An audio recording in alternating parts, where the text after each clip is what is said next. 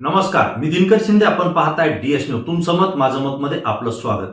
मित्रांनो, महत्वाचा विषय मी आपल्या समोर घेऊन आलेलो आहे आणि तो म्हणजे असा आहे की मनोज जरांगे पाटील हे लोकसभा निवडणूक मराठा समाजाच्या वतीनं उमेदवार उभा करून लढायची की नाही लढायची हा निर्णय 30 मार्चला घेणार आहे. परंतु 30 मार्चच्या नंतर जरांगे पाटील जे निर्णय घेतील, जी भूमिका घेतील, ही राज्याच्या आणि देशाच्या राजकारणाकडे पुरोगामी परिणाम करणारी राहणार आहे. हे मी यापूर्वी आपल्याला आवर्जून सांगितलेलं आहे. त्याचं कारण आहे मित्रांनो की या लोकसभेच्या निवडणुकीकडे संपूर्ण देशाचं वेगळ्या दृष्टीने लक्ष लागलेलं आहे. कारण देशामध्ये दोन विभागणी आता झालेली आहे. एक म्हणजे नरेंद्र मोदी यांना पुन्हा एकदा तिसऱ्यांदा पंतप्रधान म्हणून निवडून आणायचंय, हा एका बाजूला एक गट पडलेला आहे आणि दुसऱ्या बाजूला आता नरेंद्र मोदी हे या देशाचे पंतप्रधान झाले नाही पाहिजेत यासाठी दुसरा गट या ठिकाणी देशामध्ये तयार झालेला आहे. मित्रांनो, मला आपल्याला आवर्जून सांगावं लागेल की जसं NDA ही आघाडी झालेली आहे तशी इंडी म्हणजे इंडिया आघाडी ही सुद्धा स्वतंत्र झालेली आहे. देशामध्ये निवडणुका लढत असताना राज्य स्तरावर प्रादेशिक पक्ष, महायुती, महाविकास आघाडी अशा पद्धतीच्या वेगवेगळ्या आघाड्या करून या लोकसभा निवडणुकीला सामोरं जात आहेत.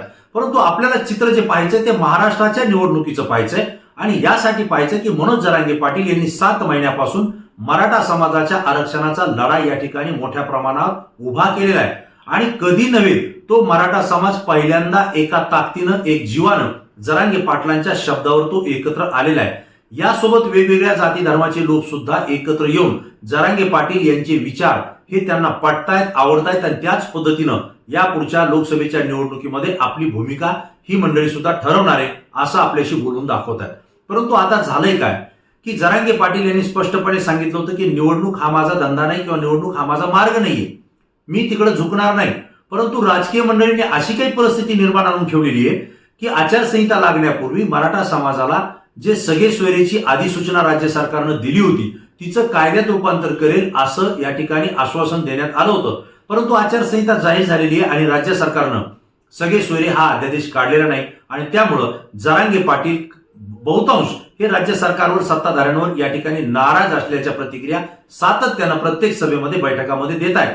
आणि या सत्ताधाऱ्यांनी आपल्याला फसवलं, आपल्याला धोका दिला आणि विशेषतः भारतीय जनता पार्टी आणि देवेंद्र फडणवीस यांच्या विरोधात ते मात्र आपला प्रचंड रोष सातत्यानं व्यक्त करतायत आणि तुम्हाला या निवडणुकीमध्ये परिणामाला सामोरं जावं लागेल असा इशारा सुद्धा ते देत आहेत.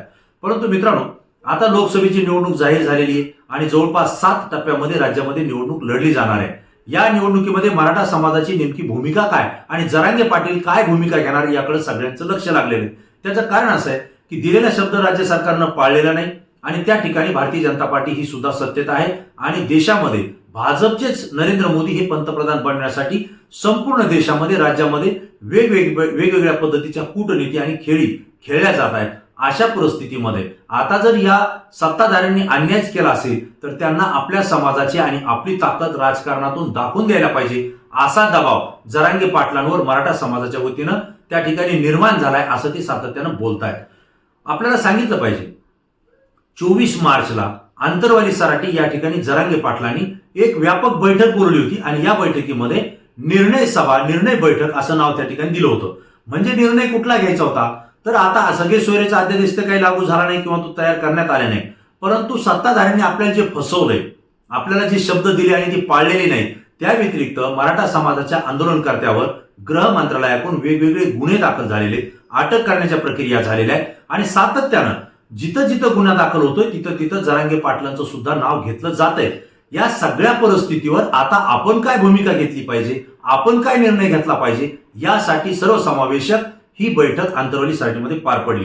या ठिकाणी जरांगे पाटलांनी समाजाशी ज्यावेळेस संवाद साधला त्यावेळेस समाजाने त्यांच्यावर असा दबाव टाकला की आता आपल्याला राज्यकर्त्यांना, विशेषतः सत्ताधाऱ्यांना आता आपल्या समाजाची आणि आपल्या एकीची ताकद ही निवडणुकीच्याच माध्यमातून आपल्याला दाखवावी लागेल.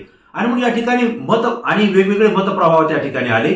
अनेकांचं म्हणणं होतं की जरांगे पाटलांनी 48 जागेवरती आपल्या विचाराची माणसं स्वतः उभा करावी, निवडून त्या ठिकाणी जनता त्यांना देईल अशी अपेक्षा होती. परंतु जरांगे पाटलांनी याला विरोध केला. मी कुठल्याही राजकारणात पडणार नाही, जर समाजाने निर्णय घेतला असेल तर तो मात्र योग्य पद्धतीने घ्या असं त्यांनी सांगितलं. दुसरा विषय असा होता की समाजाच्या दृष्टीनं किंवा वतीनं प्रत्येक जिल्ह्यामध्ये लोकसभेला 1000-5000 उमेदवारी अर्ज दाखल करण्याचा निर्णय त्या ठिकाणी बोलून दाखवण्यात आला. परंतु जरांगे पाटील यांनी सुद्धा याला विरोध केला आणि त्यांनी सांगितलं, अशा पद्धतीनं जर तुम्ही उमेदवार उभा करणार असाल, जास्तीचे उमेदवार उभा करणार असाल, तर मराठा समाजाच्या मतांची त्या ठिकाणी विभागणी होईल आणि मराठा समाजासोबत ज्या काही 18 पगड जातीचे लोक जमलेले आहेत, मग त्यामध्ये मुस्लिम असतील, दलित असतील, धनगर असतील आणि 12 बलुतेदार असतील, यांच्याही मतांची त्या ठिकाणी विभागणी होईल आणि परिणामी जे लोक नकोय ते पुन्हा एकदा सत्तेत येतील, हा सुद्धा धोका त्यांनी बोलून दाखवला आणि मग समाजाने हा सुद्धा निर्णय मागे टाकला. मग जरांगे पाटलांनी यामध्ये एक मार्ग सुचवला की समाज म्हणून जर तुम्हाला निवडणुका लढायच्या असतील आणि सत्ताधाऱ्यांना किंवा ज्यांनी आपल्याला निर्णय पाळले नाही किंवा शब्द पाळला नाही त्यांना अद्दल घडवायची असेल, तर किमान तुम्ही त्या त्या जिल्ह्यामध्ये सगळ्या जाती धर्माचे मिळून एकत्रितपणे फक्त एक उमेदवार अपक्ष म्हणून द्या आणि तोही द्यायचाय का नाही आपल्या गावामध्ये जाऊन, आपल्या तालुक्यामध्ये जाऊन समाज बांधवांशी चर्चा करून तो निर्णय घ्या, असं त्यांनी सांगितलं आणि समाजाने मात्र याला स्वीकारलं आणि त्यानुसार 30 तारखेपर्यंत म्हणजे 30 मार्च पर्यंत राज्यातल्या प्रत्येक तालुक्यात, जिल्ह्यामध्ये लोकसभेची निवडणूक जरांगे पाटलांच्या विचारानं लढायची की नाही लढायची हा एक निर्णय होणार आहे. आणि जर ती लढायची असेल तर त्यासाठी अपक्ष म्हणून उमेदवार कोण राहील आणि ती अपक्ष म्हणून लढायची का याबाबत सुद्धा मत जे आहे ते 30 मार्च पर्यंत जरांगे पाटलांकडे राज्यातून पोहोचणार आहे. त्यानंतर जरांगे पाटील भूमिका घेतील. परंतु मित्रांनो, आता असं झालंय की जरांगे पाटलांना आता आपण सांगू शकत नाही, परंतु तरी सुद्धा जरांगे पाटलांच्या दृष्टीनं आता ताकही फुंकून पिण्याची परिस्थिती आलेली आहे. कारण ताकही फुंकून यासाठी प्यावं लागतंय कारण दुधाचे खूप चटके बसलेले आहेत. त्यामुळे आता ताकही फुंकून पिण्याची वेळ जरांगे पाटलावर आलेली आहे. कारण आपला कोण, परका कोण, धोका कोण देईल हे आता महाराष्ट्राच्या आणि देशाच्या राजकारणामध्ये सांगता येत नाही. जरांगे पाटील प्रामाणिकपणे समाजासाठी लढा देत आहेत.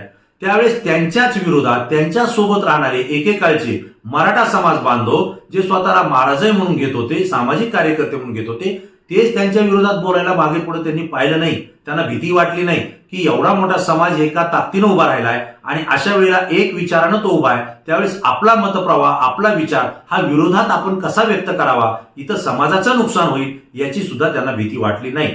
हा जो काही अनुभव आहे जरांगे पाटलांनी घेतलाय. आणि राहिला प्रश्न राजकारणाच्या दृष्टीनं, राजकारणात कोणत्या पक्षाचे नेते, कोणत्या पक्षाचे आमदार आणि खासदार ऐन वेळेला कोणत्या पक्षात उडी मारतायत आणि निवडणूक लढतायत हे महाराष्ट्र पाहतोय. मग ईडी असेल, सीबीआय असेल किंवा दबाव तंत्राचा वापर असेल किंवा काही आर्थिक व्यवहार असतील, या सगळ्या व्यवहारामधून आपले तत्व, ध्येय, धोरण आणि पक्ष संघटना सोडून, समाजालाही सोडून, मतदारांचा विचार तर खड्ड्यात गेला, त्या सगळ्यांना सोडून ही राजकीय मंडळी आपल्या हितासाठी, स्वार्थासाठी, खुर्च्या वाचवण्यासाठी आणि जेलमध्ये न जाता आपण सत्तेची पदं भोगावीत यासाठी कोणत्याही पक्षात प्रवेश करतायत. आणि हे सगळं चित्र जरांगे पाटील, मराठा समाज आणि तमाम महाराष्ट्र या ठिकाणी पाहतोय. अशा वेळी आता आपल्याला जर अपक्ष उमेदवार द्यायचे असतील तर एक खूप मोठा धोका याच्यामध्ये निर्माण होतोय. ज्यावेळी डीएस न्यूजच्या माध्यमातून आपण समाजाशी चर्चा करतोय, राजकीय विश्लेषकांची चर्चा करतोय, त्यावेळेस एक भाग लक्षात येतो की ज्या आमदार खासदारांवर पक्षाचा निर्बंध असतो किंवा पक्षाचा व्हीप मानण्याचं बंधन असतं, तरी सुद्धा त्या नेत्यांनी एक विशिष्ट गट करून आज आपला गट पूर्ण भारतीय जनता पार्टी सोबत नेलेला आहे आणि राज्यामध्ये सत्ता स्थापन केली आहे. मग एकनाथराव शिंदेचा गट असेल किंवा अजित पवारांचा गट असेल, हा पूर्णचे पूर्ण पक्ष पुढून तिकडे गेलेला आहे. यांच्यावरती व्हीपचं बंधन आहे. जर उद्या कोर्टाने निकाल दिला तर यांची आमदारकी सुद्धा जाऊ शकते, भविष्यात निवडणुका सुद्धा लढण्याची अडचण त्यांच्यावर येऊ शकते. इतकी भीती असताना, समाजाचाही दबाव असताना, पक्षाचाही दबाव असताना, वरिष्ठ नेत्याचाही दबाव असताना या मंडळींनी तो झुंगारलेला आहे आणि आपले पक्ष सोडून इतर पक्षामध्ये किंवा पक्ष सोडून दुसरा गट करून सत्तेत सहभागी झालेले यांच्यावरती अंकुश राहिला नाही. मग जे अपक्ष उमेदवार उभा राहणार आहेत महाराष्ट्रामध्ये, जरांगे पाटलांनी जी सूचना केलेली आहे आणि मराठा समाजाने त्या ठिकाणी आपलं मत व्यक्त केलेलं आहे, त्या पद्धतीनं जर राज्यातल्या प्रत्येक जिल्ह्यामध्ये, मतदारसंघामध्ये अपक्ष उमेदवार उभा राहिले जरांगे पाटलांच्या विचारणं म्हणून आणि त्या ठिकाणी मग 18 पगड जातीचे उमेदवार उभा राहतील, पण हे जर जनतेच्या पसंतीला उतरले किंवा त्या ठिकाणी जर मतदारांनी ठरवलं आणि ह्यांना जर विजयीच केलं, मग महाविकास आघाडी बाजूला राहील, महायुतीचे उमेदवार बाजूला राहतील आणि कदाचित 48 पैकी बऱ्याचशा जागेवर हे अपक्ष म्हणून खासदार त्या ठिकाणी निवडून येतील. पण निवडून जर आले तर या अपक्ष आमदारांवर अंकुश कुणाचा राहील? हे आपल्याच मतानं काम करतील, आपल्याच पद्धतीनं काम करतील आणि आपल्याच विचारानं काम करतील, याची गॅरंटी कोण घेणार? हा प्रश्न तमाम महाराष्ट्रामधल्या मराठा समाजासह इतर जो काही स्वतंत्र मतदार आहे, ज्यांना स्वतंत्र विचारानं मतदान करायचंय, तो विचार करतोय. विशेषतः ज्यांच्यावर अन्याय झालाय, ज्यांच्या शब्दाला पाळल्या गेलं नाही, किंमत दिली नाही, तोही मतदार या ठिकाणी विचार करतोय की ज्या अपक्ष उमेदवाराला आपण मतदान करणार आहोत तो निवडून आल्यानंतर येणाऱ्या काळामध्ये सत्ता स्थापन करताना तो आपल्याच बाजूने राहील याची खात्री आणि गॅरंटी कोण देईल? कारण ईडी सीबीआय सारख्या कारवाया आणि आर्थिक व्यवहारामध्ये ही लोक सगळी तत्व सोडून पक्षाचं जात आहेत, त्यांच्यावर दबाव असताना जात आहेत. या अपक्षांवर तर कोणाचा दबावच राहणार नाही, कारण हे जरी गेले तर पक्षांतर बंदी कायदा यांच्यावर लागू होत नाही. मग हे जर उद्या समाजालाही सोडून जर जात असतील आणि ज्या ठिकाणी सत्ता आहे त्या ठिकाणी जर जात असतील तर मग पुन्हा एकदा समाजासोबत मतदारासोबत धोका होऊ शकतो, ही शक्यता समाजामध्ये आहे आणि हे मत माझं सुद्धा आहे. आणि त्यामुळं जरांगे पाटील 30 तारखेच्या नंतर जी भूमिका घेतील ती भूमिका त्यांनी अत्यंत सावधगिरीनं घेणं गरजेचं आहे. कारण मित्रांनो, जरांगे पाटलांना राजकारणामध्ये ओढण्यासाठी अनेक राजकीय मंडळी ही प्रयत्नात तयारी करतायत. त्यांच्या बाजूला जाळं सुद्धा विणलेलं मी यापूर्वी सुद्धा आपल्याला सांगितलं होतं. कारण राजकारण एक असं आहे की त्या ठिकाणी तुम्हाला भूलभुलैया निर्माण केला जातो आणि परिणामी तुम्हाला चिडही निर्माण केली जाते, संतापही व्यक्त केला जातो, ऋषीलाही लावलं जातं आणि मग माणूस भावनेला पेटून ऋषीला पेटून कुठली तरी एक राजकीय दृष्ट्या भूमिका घेतो आणि त्याच ठिकाणी त्या सामाजिक कार्यकर्त्याचा सामाजिक दृष्ट्या घात होतो आणि ते राजकारणाच्या त्या आखाड्यामध्ये त्या चक्रव्यूहामध्ये ते अडकले जातात. हा या मागचा इतिहास आहे. जरांगे पाटील हे सावध आहेत. जरांगे पाटील म्हणजे परिपक्व सामाजिक कार्यकर्ते आहे. अशा भूलथापांना आणि राजकीयाला क्षेत्रात ते बळी पडत नाहीत, पडणारही नाहीत. परंतु समाजाचा जो दबाव येतोय आणि त्यानुसार ते राजकारणामध्ये या ठिकाणी समाजाचे काही उमेदवार उभा करतायत, त्यावेळेस मात्र समाजाला प्रश्न पडतोय की जर ही मंडळी अपक्ष निवडून आली तर यांची गॅरंटी कोण घेणार आणि हे एखाद्या पक्षात जाणार नाही, हे कशावरून, हा प्रश्न निर्माण होतोय. आणि म्हणून 30 मार्चला जरांगे पाटील निर्णय घेतील याकडे संपूर्ण महाराष्ट्राचं आणि देशाचं लक्ष आहे. त्याचं कारण असं आहे की जरांगे पाटील जी भूमिका घेणार आहेत तिचे दुरोगामी परिणाम हे राज्याच्या आणि देशाच्या राजकारणावर पडणार आहेत. जर यामध्ये जरांगे पाटील यांनी सांगितलेले किंवा समाजाने ठरवलेले उमेदवार विजयी झाले तर मात्र प्रत्येक राजकीय पक्षावर, नेत्यांवर या समाजाचा, या मतदाराचा दबाव निर्माण होईल, हे मान्य आहे. परंतु जर उमेदवार उभा केले आणि ते जर पराभूत झाले तर मात्र या समाजाचा दबाव हा कुठेही दिसणार नाही. परिणामी एकत्रित आलेला हा समाज, इतर राजकीय पक्ष या समाजाला दुर्लक्षित करतील, ही सुद्धा भीती यातून निर्माण होते. दुसरा भाग असा झालेला आहे मित्रांनो की लोकांनी आता मत बनवलेलं आहे. जरांगे पाटलांच्या सोबत जे जे काही लोक आहेत, जो काही कोट्यावधीचा समाज आहे, त्यांनी ठरवलंय की जरांगे पाटलांना ज्यांनी त्रास दिला, जरांगे पाटलांवर ज्यांनी गुन्हे दाखल केले, जरांगे पाटलांसोबत राहणाऱ्या सामाजिक कार्यकर्त्यावर गुन्हे दाखल अटक केलं, जो शब्द पाळला नाही, त्यांच्या विरोधात आपलं मत तयार केलेलं आहे, त्यांच्या विरोधात आपली भूमिका तयार केलेली आहे. मग असं असताना या ठिकाणी महाविकास आघाडी आणि महायुती हे एकमेकांच्या विरुद्ध लढतायत आणि हे लढत असताना दोघांनाही आपले उमेदवार निवडून आणायचे. आता मी या दृष्टीने बोलतोय, समाजामध्ये चर्चा करत असताना मराठा समाज असेल किंवा जरांगे पाटलांना मानणारा वर्ग असेल तो या ठिकाणी महायुतीला दगड समजतोय तर महाविकास आघाडीला वीट समजतोय. म्हणजे ग्रामीण भागामध्ये एक मत आहे की दगडापेक्षा वीट मऊ, अशा पद्धतीचं जे काही सूत्र आहे, अशा पद्धतीची भावना आहे ही महाराष्ट्रामध्ये आहे. म्हणजे महायुतीपेक्षा महाविकास आघाडी परवडली, परंतु एकदा या सत्ताधाऱ्यांना आदल घडवली पाहिजे आणि सत्तेतून त्यांना बाजूला केलं पाहिजे. हा जो काही भूमिका जरांगे पाटलांनी त्यांच्या वेगवेगळ्या कार्यक्रमाच्या माध्यमातून त्या ठिकाणी रुजवली, ती आता समाजामध्ये रुजलेली आहे, मतदारामध्ये रुजलेली आहे. अनेक गावातली मंडळी सांगतात की आम्ही स्थानिकच्या कुठल्याही नेत्याचं ऐकणार नाही, मग तो कोणत्याही पक्षाचा असो. जरांगे पाटील ठरवतील ती भूमिका आहे आणि विशेषतः जरांगे पाटलांना ज्यांनी त्रास दिला त्याच्या विरोधात आम्ही मतदान करणार.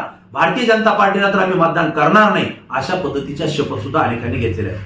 मग अशा वेळेला जर हा इतका मोठा वर्ग महायुतीच्या विरोधात असेल, भाजपच्या विरोधात असेल, तो परिणामी महाविकास आघाडी या पर्यायी उमेदवाराकडे झुकणार असेल आणि त्या ठिकाणी जर अपक्ष उमेदवार दिला तर तो प्रवाह महाविकास आघाडीकडे जाण्याऐवजी तो अपक्षाकडे जाईल आणि परिणामी जे महायुतीला पाहिजे ते त्यांच्या मनासारखं होईल आणि त्यांचे उमेदवार त्या ठिकाणी विजयाच्या उंबरठ्याकडे झुकल्या जातील. असं चित्र महाराष्ट्रामध्ये निर्माण झालं तर यात काही वावगं वाटू नये. आणि म्हणून हा जो काही विरोधात केलेला मतदार आहे, हा मतदार हा पूर्णची पूर्ण ताकदीनं जर महाविकास आघाडीकडे झुकला गेला किंवा त्या विचारसरणीकडे झुकला गेला किंवा महायुती आणि भाजपला विरोध करणाऱ्या उमेदवाराकडे झुकला गेला तर मात्र महायुतीला आणि भारतीय जनता पार्टीला मोठा फटका बसेल, असं चित्र या महाराष्ट्रामध्ये आहे.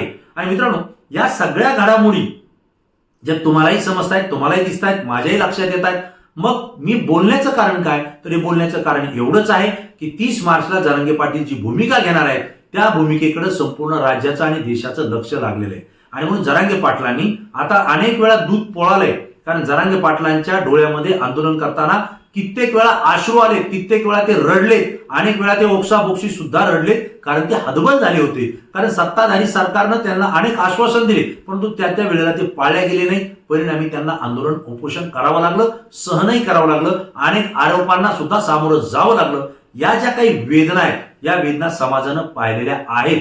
आणि म्हणून जरांगे पाटलांना दूध पोळलेलं अनेक वेळा पोळलेलं आहे. आता ताक जरी पित असाल तरी तुम्हाला ते फुंकून प्यावं लागेल, कारण जर परिणाम चुकीचा झाला तर यानंतर मात्र समाजही माफ करणार नाही आणि समाजालाही कोणता राजकीय पक्ष माफ करणार नाही, अशी स्थिती महाराष्ट्रामध्ये निर्माण होऊ शकते. ही एकी आपण टिकवलीये, ही संघ एकत्र ठेवलाय, हा एकत्र भविष्यात सुद्धा राहिला पाहिजे. राजकारणामध्ये हा विखुरला गेला नाही पाहिजे, याची सुद्धा काळजी जरांगे पाटील आणि तमाम मराठा समाजाला घ्यावी लागणार आहे. कारण आता या आंदोलनामध्ये अनेक महत्वाकांक्षी लोक घुसलेले असतात, कारण याच्यामध्ये हौशे असतात, नवशे असतात आणि गौशे सुद्धा असतात. म्हणजे हौशेने काही आलेले असतात, काही नवसाने आलेले असतात आणि काही गौशे म्हणजे काही सापडते का हे शोधण्यासाठी सुद्धा आलेले असतात. हे सगळं जरांगे पाटलांना माहिती आहे, कारण ते काय आज नवीन आंदोलन करत नाहीत, गेल्या अनेक वर्षापासून करतात. परिपक्व सामाजिक कार्यकर्ते, मी सातत्याने त्यांना बोलतो. आणि म्हणून त्यांनी 24 मार्चच्या सभेमध्ये जी भूमिका त्या ठिकाणी मांडली होती ती अत्यंत परिपक्वतेची होती आणि 30 तारखेच्या नंतर सुद्धा त्यांची भूमिका अशाच परिपक्वतेची राहील असं माझं मत आहे. आता प्रकाश आंबेडकर जे की वंचित बहुजन विकास आघाडीचे आहेत, तेही जरांगे पाटलांना त्या ठिकाणी येऊन भेटलेले कांतरवालीमध्ये, त्यांच्याही काही चर्चा झालेल्या आहेत.